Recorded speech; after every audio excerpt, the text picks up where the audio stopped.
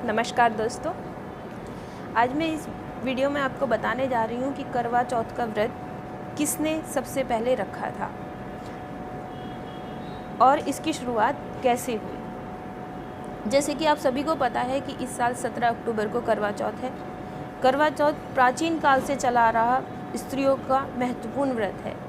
ये एक उत्सव की तरह मनाया जाता है और इस दिन सुहागिन स्त्रियां अपने पति की लंबी उम्र और अखंड सौभाग्य के लिए व्रत रखती हैं। इस व्रत को हिंदू परंपरा में एक महत्वपूर्ण स्थान भी प्राप्त है। व्रत से जुड़ी अनेकों कथाएं हैं, अनेक तरीके की स्टोरी हैं, कभी किसी ने किया इनमें से ही मैं आपको बताने जा रही हूँ कि सबसे पहले इस व्रत को किसने किया और कैसे इसका आरंभ हुआ। बहुत प्राचीन काल की बात है। करवा नाम की एक स्त्री अपने पति के साथ एक गांव में रहती थी। गांव के किनारे नदी बहती थी। पति की उम्र काफ़ी ज़्यादा थी। उसका पति नदी में नहाने के लिए जाता है तो वहाँ उसके पति का नहाते समय उसके पति के पैर को मगरमच्छ ने पकड़ लिया। पति ने करवा करवा चिल्लाकर मदद के लिए करवा करवा चिल्लाया और अपनी पत्नी से सहायता की गुहार लगाई। जब पत्नी ने पत्नी को चिल्लाता हुआ देखा, चिल्लाहट सुनी, तो पत्नी आई और उसने अपनी साड़ी के पल्लू से एक धागा निकालकर मगरमच्छ को बांध दिया। क्योंकि करवा बहुत पतिव्रता थी और बहुत ही सात्विक थी, तो उसकी पतिव्रत की शक्ति के कारण वह मगरमच्छ उस धागे से बंधा रहा। इसके बाद करवा यमराज के पास गई और यमराज से अपने पति को बचाने के लिए प्रार्थना की। यमराज ने कहा कि अभी मगरमच्छ की आयु पूर्ण नहीं हुई है, तो मैं उसे कैसे मार सकता हूँ या मैं उसे कैसे यमलोक ले जा सकता हूँ। तो करवा ने कहा कि अगर आप ऐसा नहीं करेंगे तो मैं जान दे दूँगी, क्योंकि मैं अपने पति के बिना नहीं रह सकती और मेरा पति ही मेरा सब कुछ है। यमराज ने बहुत समझाया लेकिन करवा नहीं मानी।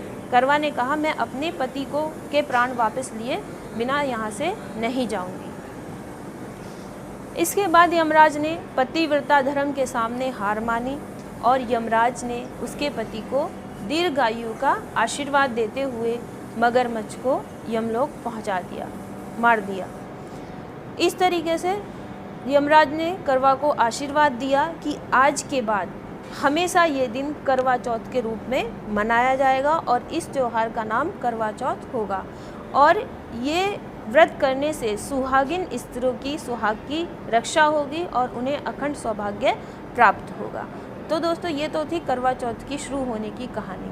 इससे दो और कहानी इससे जुड़ी हुई हैं। सबसे पहले कहा जाता है कि द्रौपदी ने अर्जुन के लिए श्री कृष्ण भगवान के कहने पर यह व्रत किया था, जिससे वो सकुशल वापस लौटकर आए थे।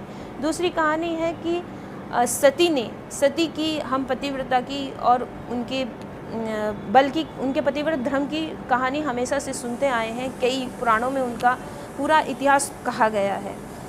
तो सती ने अपने पति सत्यवान के लिए भी करवा चौथ का व्रत रखा था, जिससे उन्होंने यमराज से अपने पति के प्राण वापस छुड़ाए थे और यमराज ने भी सती के सामने उनके पतिव्रता धर्म की वजह से अपनी हार मान ली थी और उनके पति के प्राणों को वापस लौटा दिया था।